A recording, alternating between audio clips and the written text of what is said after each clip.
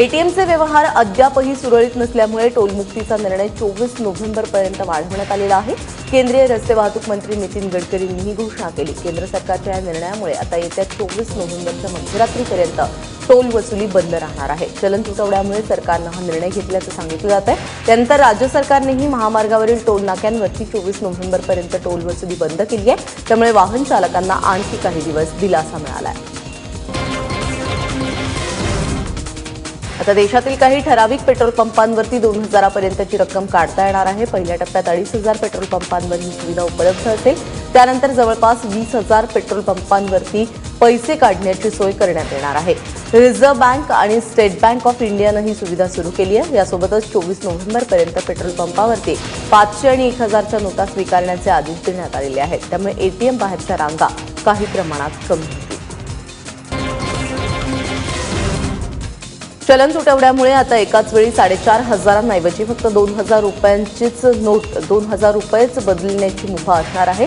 केंद्रीय अर्थ सचिव शक्तिकांत दास यांनी ही माहिती दिली. तर दुसरीकडे शेतकऱ्यांना एका आठवड्यात बँकेतून 25,000 रुपये काढण्याची मुभा देण्यात आली आहे.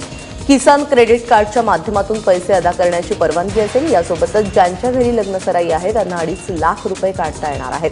मात्र त्यासाठी पॅन कार्ड आणि लग्नपत्रिका आवश्यक असेल.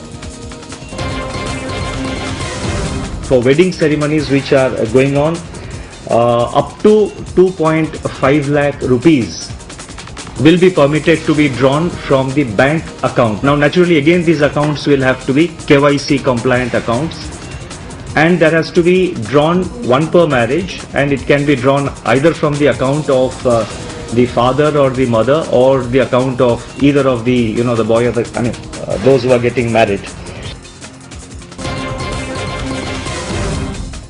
नोटबंदीचा निर्णय कुठल्याही स्थितीमध्ये मागे घेणार नाही असं अर्थमंत्री अरुण जेटली यांनी स्पष्ट केलंय.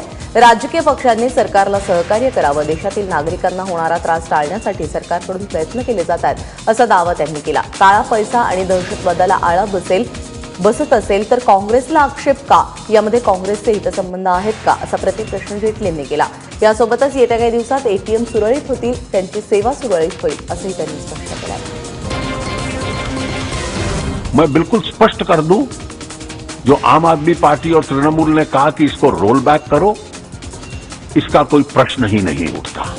ये सरकार का, प्रधानमंत्री जी का एक स्पष्ट निर्णय है.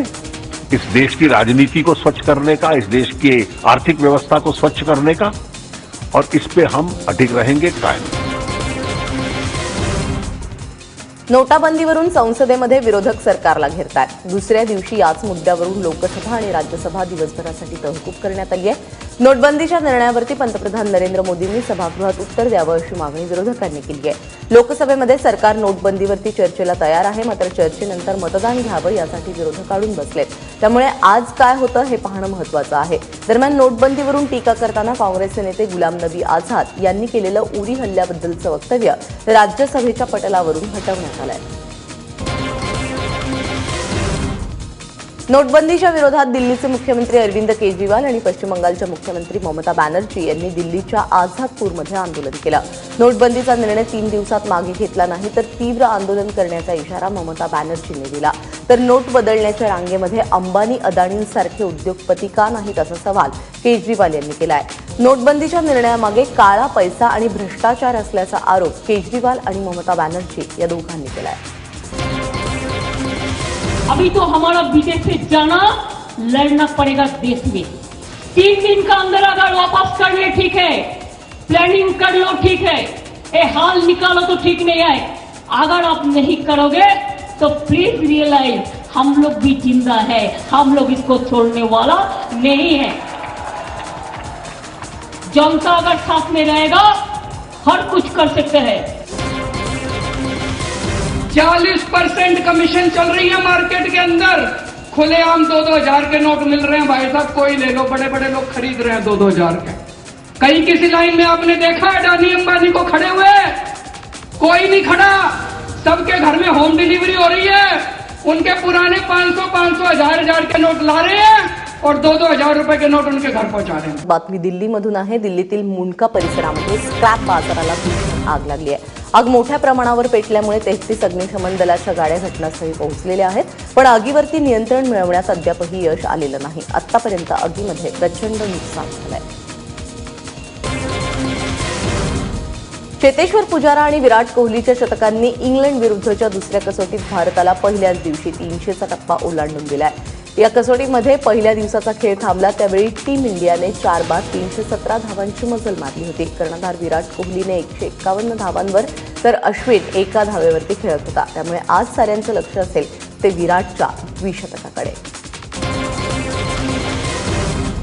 जॉन अब्राहम आणि सोनाक्षी सिन्हा यांचा बहुचर्चित फोर्स 2 चित्रपट प्रेक्षकांच्या भेटीला येतो. फोर्स 2 हा जॉन आणि जेनेलियाच्या फोर्स चित्रपटाचा दुसरा भाग आहे.